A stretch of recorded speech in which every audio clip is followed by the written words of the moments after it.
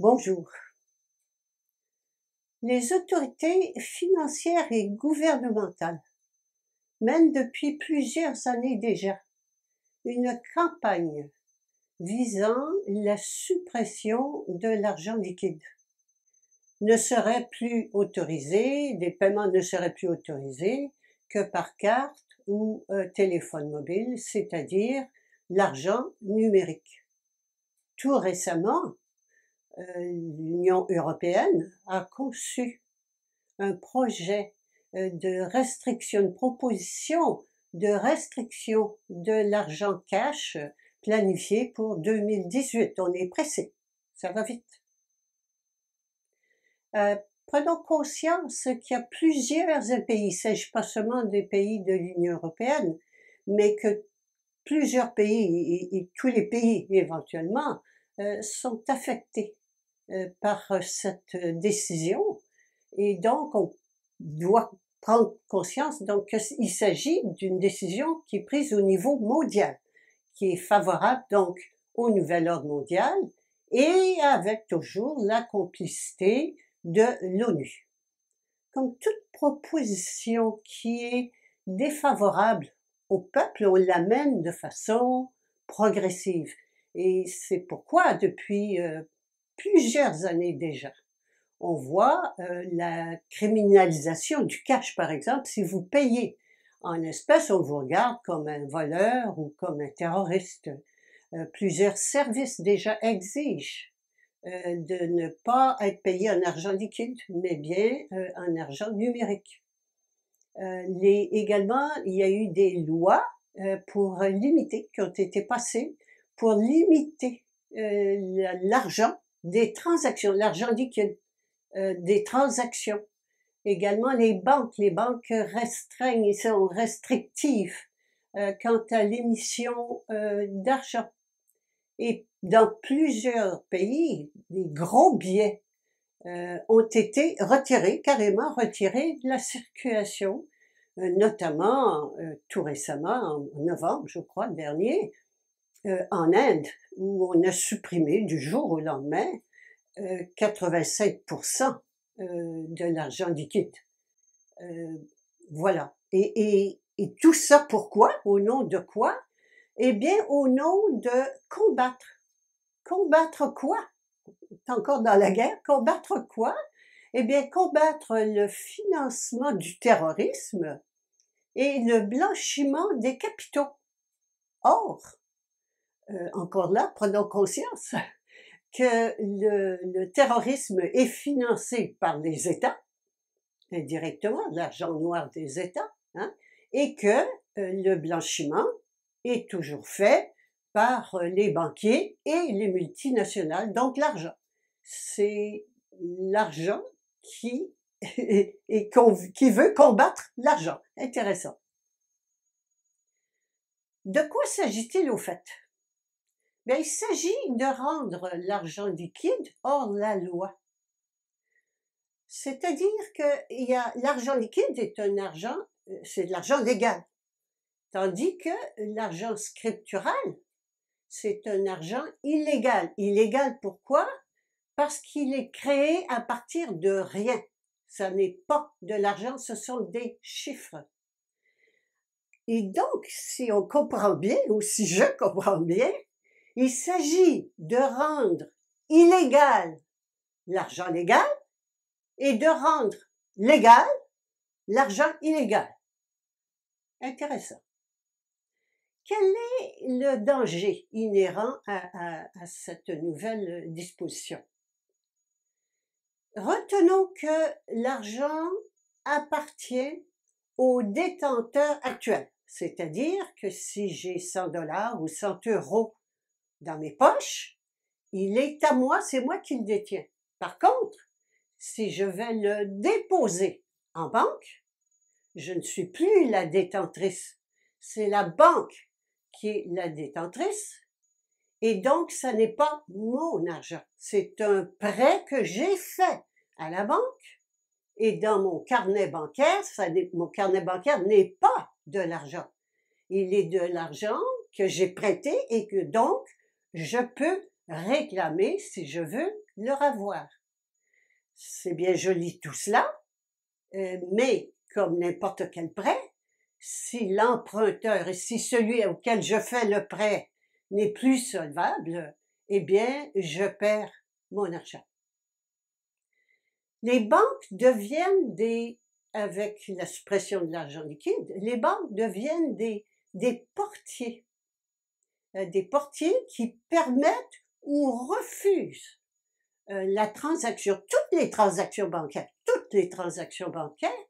à leur discrétion. Elles peuvent, c'est littéralement un monopole, un monopole bancaire qui nous retire, qui annule complètement notre droit de propriété. Alors les banques peuvent de cette façon-là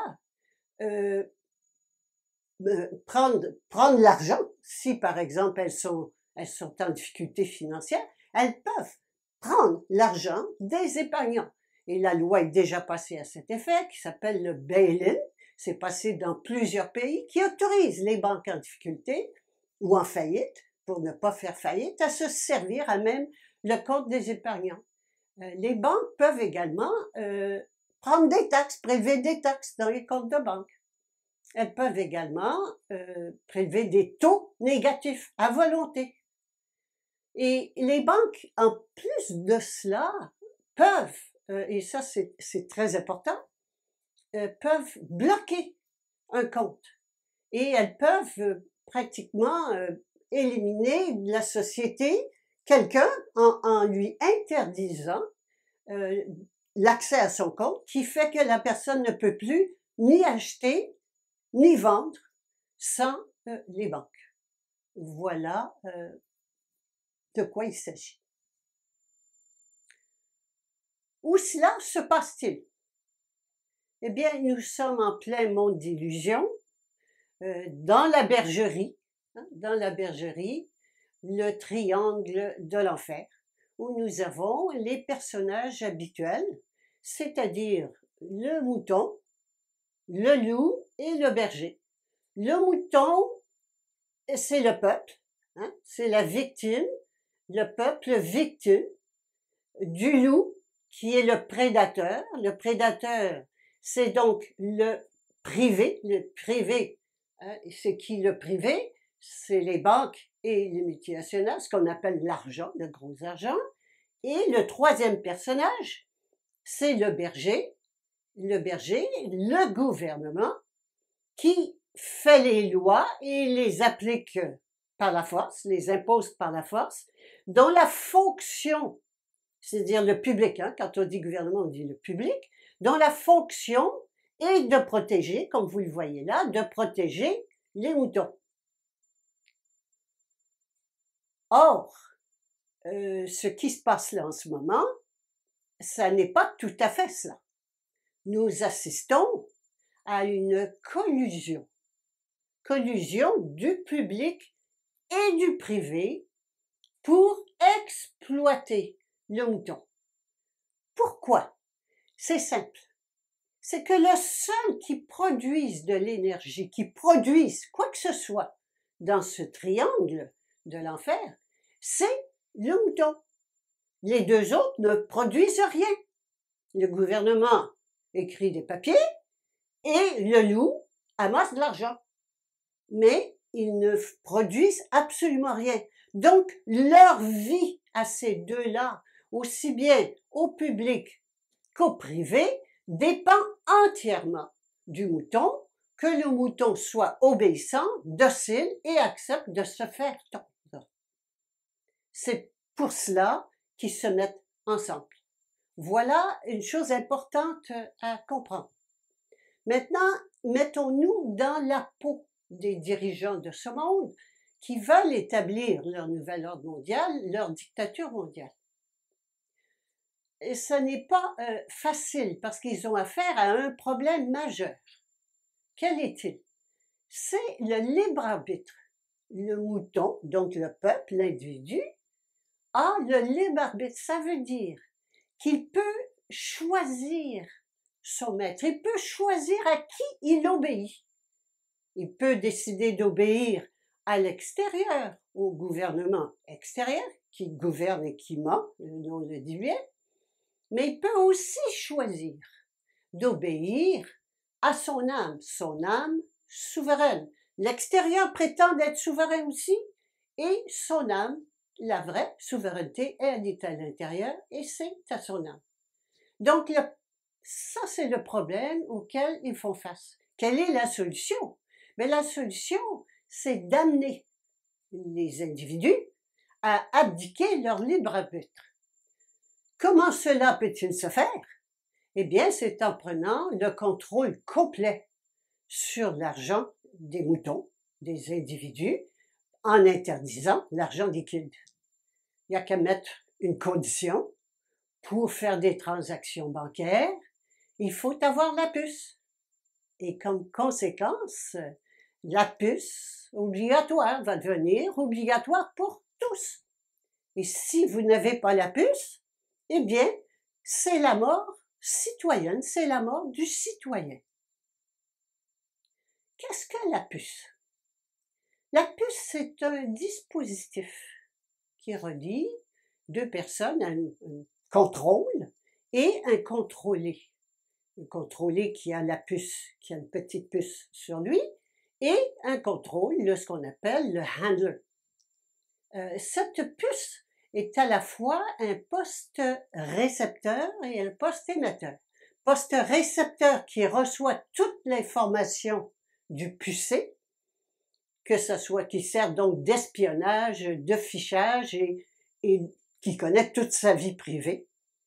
Et l'autre côté qui est le poste émetteur, ce dispositif émet des ondes qui affectent le cerveau et qui peuvent également conditionner complètement le comportement du pucé.